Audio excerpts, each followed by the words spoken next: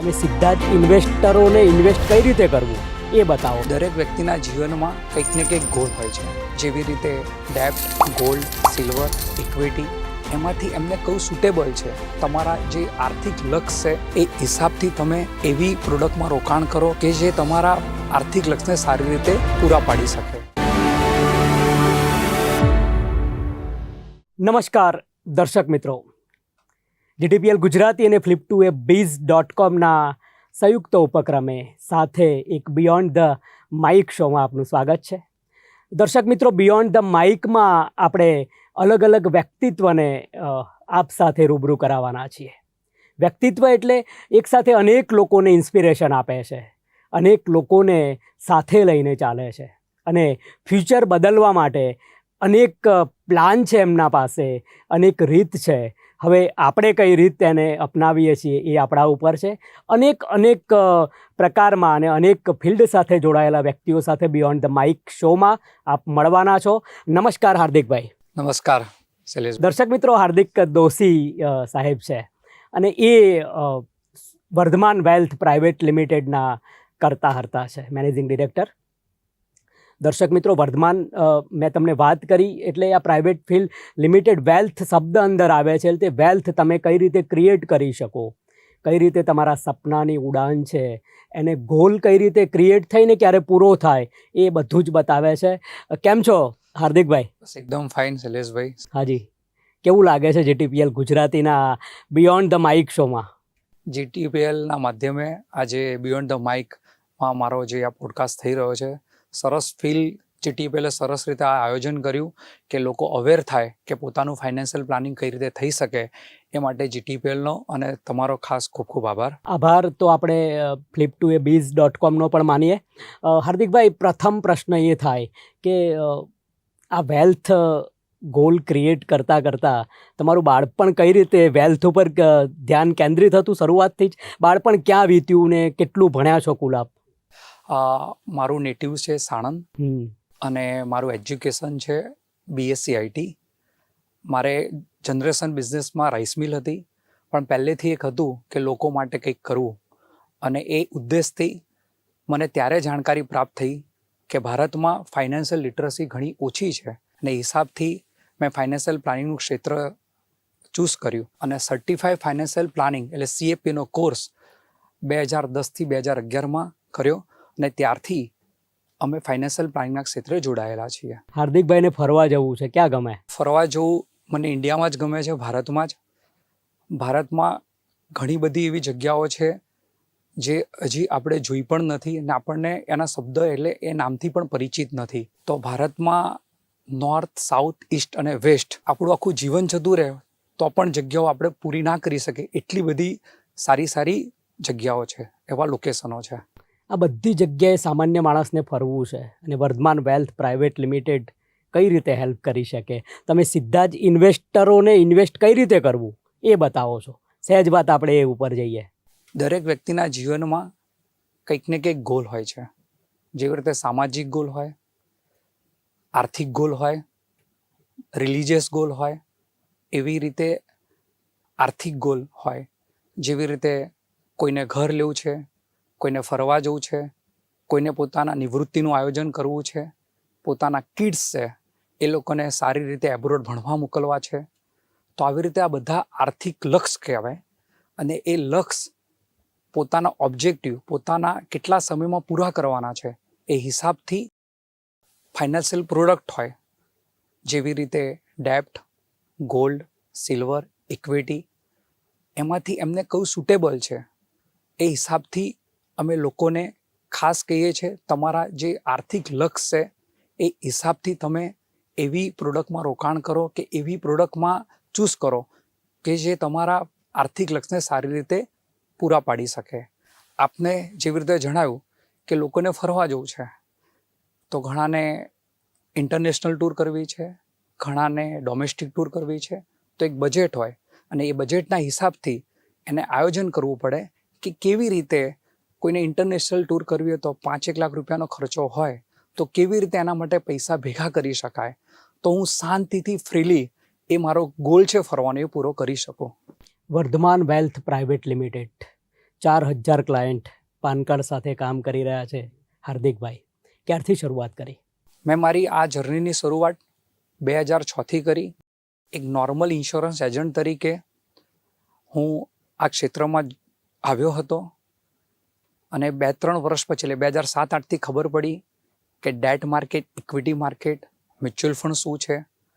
જ્યારે મ્યુચ્યુઅલ ફંડને કોઈ જાણતું નહોતું એવા સમયમાં અમે 10-10 કિલોમીટર ચાલીને લોકોને એસઆઈપીના કન્સેપ્ટ સમજાવતા હતા. આજે ગવર્મેન્ટ, સેબી અને એમફીના કારણે છેલ્લા 5 વર્ષથી મ્યુચ્યુઅલ ફંડ, એસઆઈપી આના ખૂબ સારી અવેરનેસ આવી છે. અમે તો એવો પણ ટાઈમ જોયો છે કે જ્યાં 10 જણને સમજાવવા જઈએ અને 8થીનું રિજેક્શન આવતા હતા. ના, હાર્દિકભાઈ 2006માં સ્ટાર્ટ કર્યું અને ક્રેશ 2008નું પણ જોયું અને એમાં પબ્લિકને સમજાવવી કે તમે મ્યુચ્યુઅલ ફંડમાં ઇન્વેસ્ટ કરો. કેવો સમય રહ્યો? શરૂઆતમાં અમને પણ ટ્રાન્ઝેક્શન જ ખાલી કરતા હતા કે આ 10 રૂપિયાની એનએવી વાળું ફંડ આવ્યું છે, આ તમે ક્લાયન્ટને આપી દો. પણ અમને પણ નથી ખબર કે એક્ઝેક્ટલી કઈ રીતે રોકાણ કરાવડાવું. 10ની એનએવીઓ 3 ને 4 થઈ ગઈ, એટલે કે 1 લાખ રૂપિયાનું જેને રોકાણ કર્યું હોય એ 30-40 હજાર થઈ ગયું. ત્યારે જઈને સમજ આવી કે ખાલી આપણે ટ્રાન્ઝેક્શન નથી કરાવવાનું, પણ આપણે એ પણ સમજવાનું છે રિસ્પોન્સિબિલિટી પણ છે. રિસ્પોન્સિબિલિટી છે પબ્લિકના પૈસા નહીં. પબ્લિક. હા, તો ત્યારથી ક્લાયન્ટોને પછી સીએફપીનો કોર્સ કર્યો અને પછી ક્લાયન્ટોને સમજાવ્યું કે આ ઇક્વિટી ફંડ છે તો એ લોંગ ટર્મ માટે હોય, એમાં અપ એન્ડ ડાઉન વોલેટિલિટી આવે જ, પણ ઇન અ લોંગર રન જો તમારે પૈસાથી પૈસા બનાવવા હોય, જો તમારે ઇન્ફ્લેશન એટલે કે મોંઘવારી કરતાં વધારે વળતર જોતું હોય તો આ બધી ઇક્વિટી મ્યુચ્યુઅલ ફંડ છે. અહીં રોકાણકારોને મારે ખાસ કહેવું છે, ઇન્ડિયા અને વર્લ્ડ ખાતે આવા બધી ઇવેન્ટ્સ આવતી જ રહેશે, પણ તમે હંમેશા કોઈ સારા સારથીને પકડીને તમારું આર્થિક લક્ષનું આયોજન કરો, જેથી શ્રી કૃષ્ણને સારથી બનાવવાથી પાંડવો 5 હતા ને કૌરવો 100 હતા. કૌરવોના સારથી હતા શકુની અને પાંડવોના સારથી હતા શ્રી કૃષ્ણ.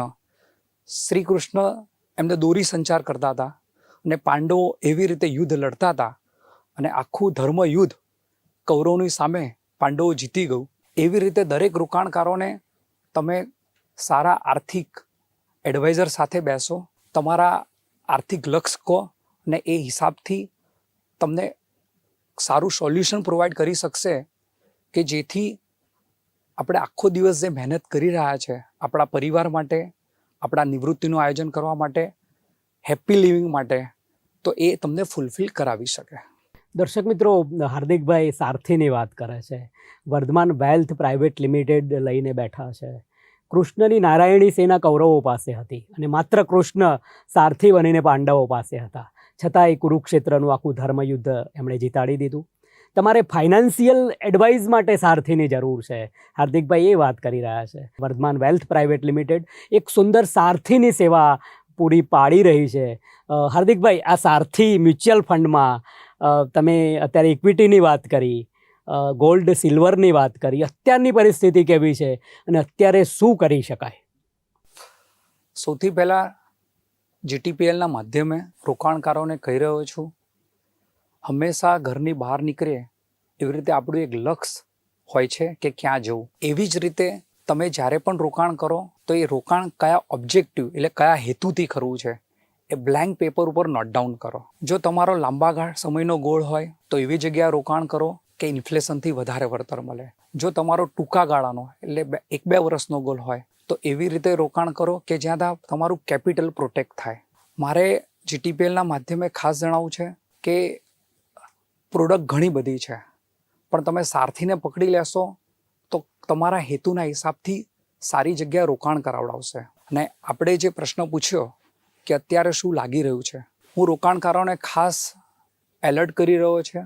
90% રોકાણકારો હર્ડ મેન્ટાલિટીમાં જીવે છે. આજથી 6 મહિના પહેલાં બધાને ગોલ્ડ અને સિલ્વરમાં રોકાણ કરવું હતું. આજથી 2 વર્ષ પહેલાં લોકોને ઇક્વિટીમાં નાના અને મોટી એટલે મિડ અને સ્મોલ કેપ કંપનીઓમાં રોકાણ કરવું હતું. કેમ એવું રોકાણ કરવું હતું? કારણ કે પાછળનું વળતર એટલે પાછલા 1 વર્ષનું વળતર એટલે કે જે રિટર્ન બન્યું એ સારું હોય એમાં જ માણસને રોકાણ કરવું છે. હંમેશા રોકાણકારો યાદ રાખો, આપણે ગાડી ચલાવીએ છીએ ત્યારે આગળ જોવું પડે, પાછળ દેખીને આગળ આપણે મૂવ ના થઈ શકે. એવી જ રીતે દરેક એસેટ ક્લાસની એક સાયકલ હોય છે. એ તમારા આર્થિક રોકાણના સલાહકારની જોડે બેસીને વાત કરીને એ તમને જેવી રીતે ગાઈડ કરે એવી રીતે રોકાણ કરશો તો ક્યારેય પણ જીવનમાં એક્સિડન્ટ નહીં થાય. નહીં તો કોઈ સારથી નહીં હોય તો ઘણા બધા એક્સિડન્ટ થશે. અને આપણે જે મહેનત કરીને, સેલેરી એમ્પ્લોયડ પણ ખૂબ મહેનત કરી રહ્યા છે, બિઝનેસમેન પણ ખૂબ મહેનત કરી રહ્યા છે, અને જે હાર્ડ ઇન્કમ આપણે કમાઈ રહ્યા છે એ ખોટી વેસ્ટ ના જાય અને ખોટી જગ્યાએ રોકાણ ના થાય. હાર્દિકભાઈ, 3 પ્રકારના ઇન્વેસ્ટર મારા ધ્યાનમાં આવે. એક તો યુવાનો છે, એ કઈ રીતે ઇન્વેસ્ટ કરી શકે?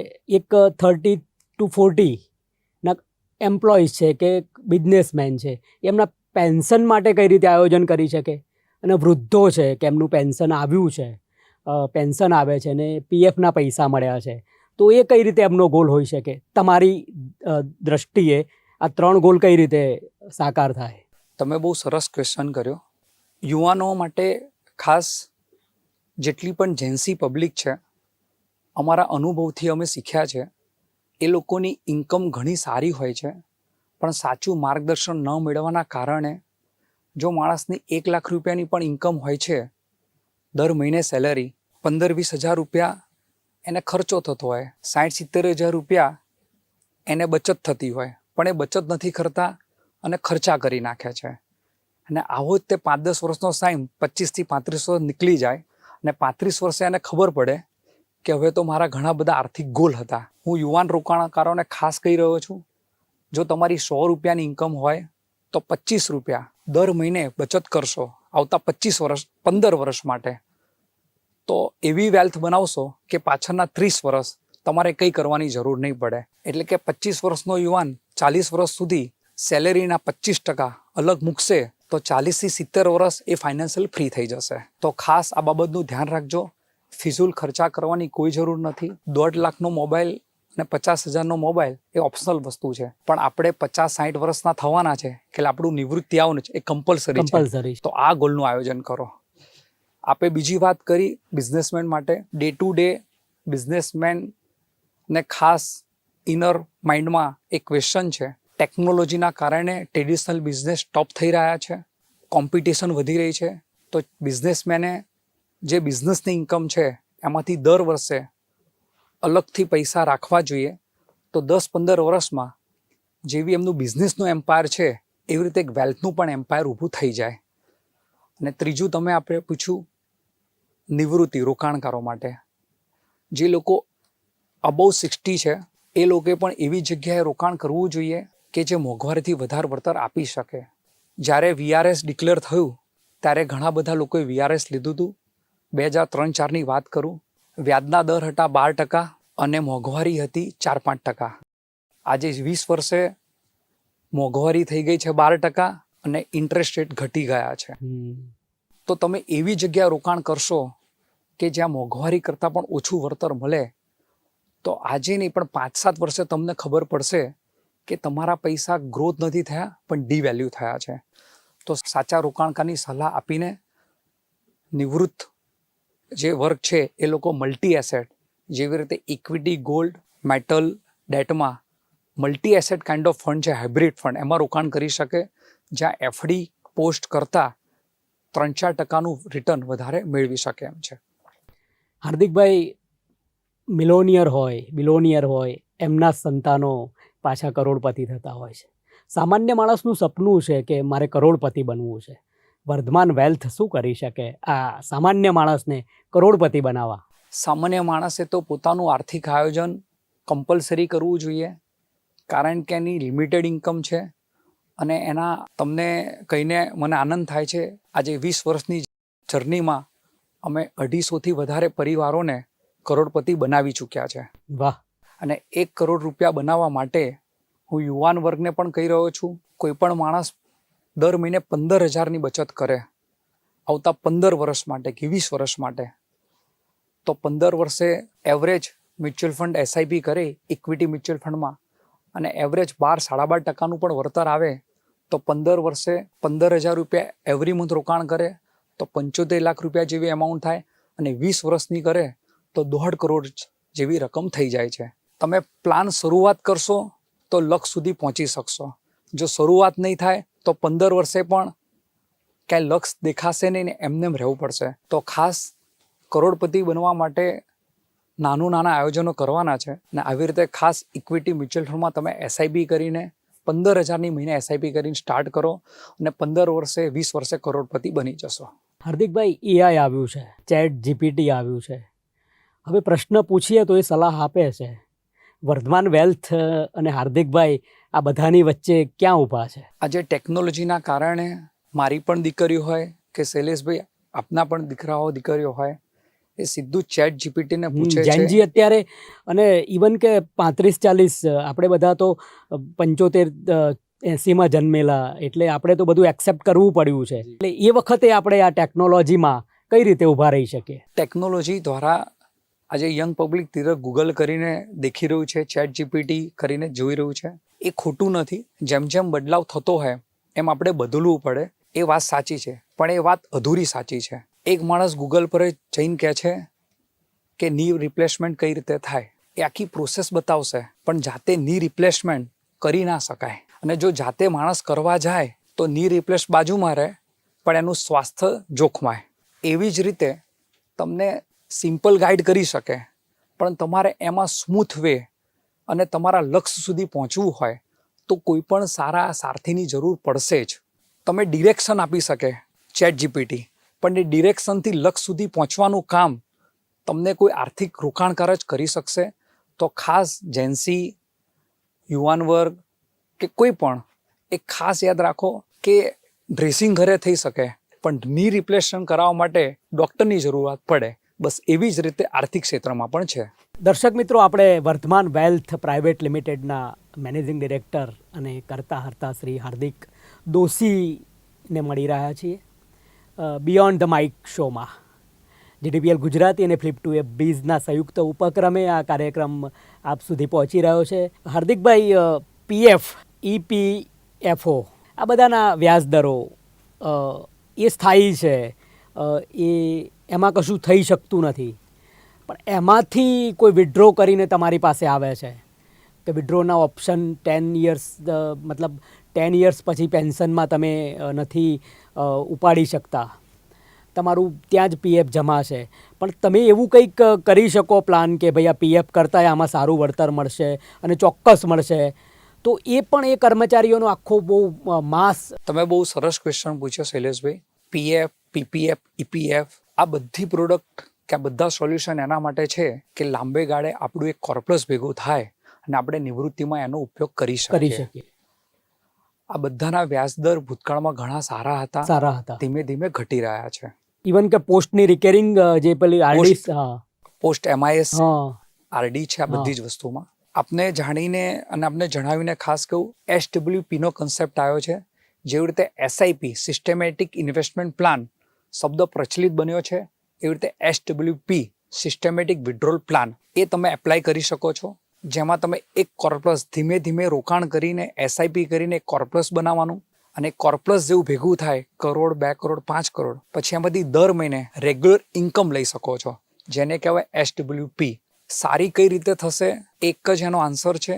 તમે કોઈ પણ ડેટ ઇન્સ્ટ્રુમેન્ટ એફડી પોસ્ટમાં મૂકો છો પૈસા, તો તમને એનું ઇન્ટરેસ્ટ મળે છે, પણ કેપિટલ એપ્રિસિએશન નથી થતું.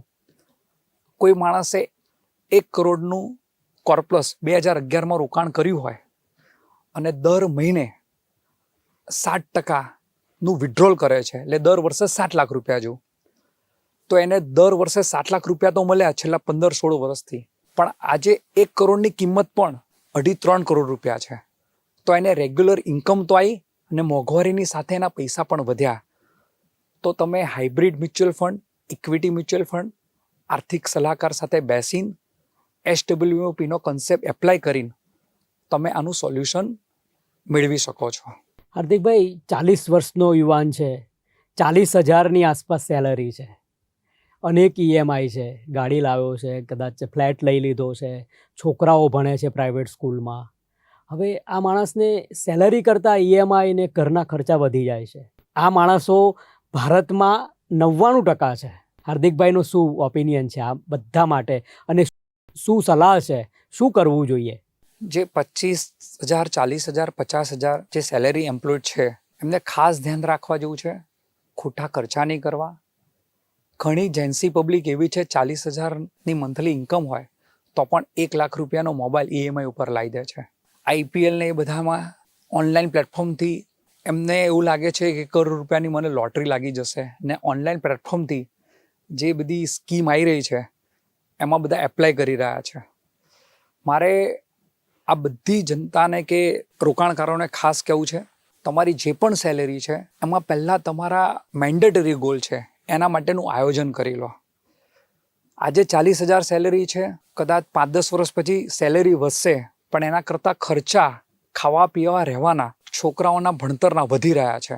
તો જેમ જેમ સમય જશે આપણને એવું લાગે છે કે ફ્રી થઈશું, ફ્રી નહીં, ઉપરાંત વધારે આગળ ગયા પછી એવું લાગશે કે પાછળ કે 5-10 વર્ષ પહેલાં આનું આયોજન કરી લીધું હોત. તો દરેક જણે એક વ્યવસ્થિત પોતાનું આર્થિક આયોજન કરીને રોડમેપ બનાવીને ખાસ રોકાણ કરવું જોઈએ. તો 10 વર્ષ પછી તમારા પણ જે સપના છે એ પૂરા કરી શકશો તમે. હાર્દિકભાઈના મમ્મી પપ્પા, ધર્મપત્ની કેવો રોલ છે, કેવી હૂંફ મળે છે હાર્દિકભાઈને આ વેલ્થમાં સેટ કરવા માટે? શરૂઆતના ટાઈમમાં બહુ ટફ ટાઈમ હતો અને ત્યારે પરિવારના કારણે જ મમ્મી પપ્પા, મારા વાઈફ એ બધાના કારણે જ હું આ ઇન્ડસ્ટ્રીમાં ટકી રહ્યો. કારણ કે કેરિયરની શરૂઆતમાં જ ગ્લોબલ ક્રાઇસિસ એટલે કે લેમન ક્રાઇસિસ જે થઈ હતી એ જોઈ હતી. ત્યારે રોકાણકારોને કઈ રીતે જવાબ આપવો અને બહુ ટફ ટાઈમ હતો, પણ પરિવારનો ખૂબ સપોર્ટ હતો કે જો સાચી નિષ્ઠા, ઇન્ટિગ્રિટી કે પ્રામાણિકતાથી જો આપણે કામ કરશું તો આમાંથી બહાર આવી જઈશું. અને પછી જ મેં મારા ધર્મપત્નીના કહેવા પ્રમાણે સર્ટિફાઈડ ફાઇનાન્શિયલ પ્લાનિંગનો કોર્સ કર્યો, આખી ઇન્ડસ્ટ્રી સમજ્યો અને પછી આ મિશન ચલાવ્યું કે લોકોને આર્થિક રીતે ફ્રી કરવા. અને આજે એ જર્નીને 20 વર્ષ થઈ ગયા. હું મારા પરિવારનો ખૂબ ખૂબ આભાર માનું છું કે મને આ ટફ ટાઈમમાં બેકએન્ડમાં પૂરો મને પુશ કર્યો. અને આજે આ સુધી આ જર્નીમાં કદાચ રોકાણકારો મને દેખી રહ્યા છે, તમે શિખરને જોઈ રહ્યા છો, પણ પાયો મારો પરિવાર, મારા મિત્ર વર્તુળ અને ફેમિલી છે. હાર્દિકભાઈ, કોઈ પ્રશ્ન મારાથી ના પૂછાયો હોય અને આ પ્રકાશ પાડવા માંગતા હોય? શૈલેષભાઈ, લગભગ તમે સરસ રીતે બધા પ્રશ્નો પૂછેલા છે. ખાસ રોકાણકારોએ શું ના કરવું જોઈએ એ ખાસ વિચારવા જેવું છે. કોઈ દિવસ હર્ડ મેન્ટાલિટીમાં પડતા નહીં, કોઈ પણ ગ્રીડી નેચરમાં પડતા નહીં. વધારે વળતર મળે છે અને રોકાણ કરી દેવું એ ક્યારેય નહીં પડતા. ખાસ તમે 100 રૂપિયા જે પણ કમાઈ રહ્યા છો એમાંથી 20-25 રૂપિયા અલગ બચત રાખજો, તો 10-15 વર્ષે તમે પણ સારા પૈસા ભેગા કરી શકશો.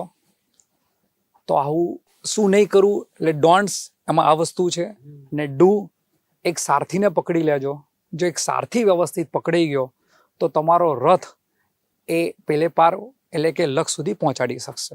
હાર્દિકભાઈ, એક મસ્ત ઇવેન્ટ જે ગુજરાતમાં થઈ હમણાં જ અને આપના દ્વારા થઈ સારથી ઇવેન્ટ, એ થોડીક વાત દર્શક મિત્રો સુધી લઈ જવી છે. અમદાવાદ ખાતે પંડિત દીનદયાલ હોલમાં 5મી એપ્રિલે અમે અમારા સમગ્ર રોકાણકારો માટે સારથી જરૂરી છે એ કન્સેપ્ટ પર ઇવેન્ટ કરી અને આપને જાણીને આશ્ચર્ય થશે 1000થી વધારે રોકાણકારો ત્યાં આવ્યા. ત્યાં ક્વેશ્ચન એન્ડ આન્સર કર્યા, પેનલ ડિસ્કશન કરી અને આપણને દરેક રોકાણકારો એક હેપી ફિલિંગ લઈને ગયા કે આજે અમને એવા સારથી મળ્યા છે કે જે અમારો આર્થિક લક્ષ્યનો રક્ષ પૂરો પાડી શકે.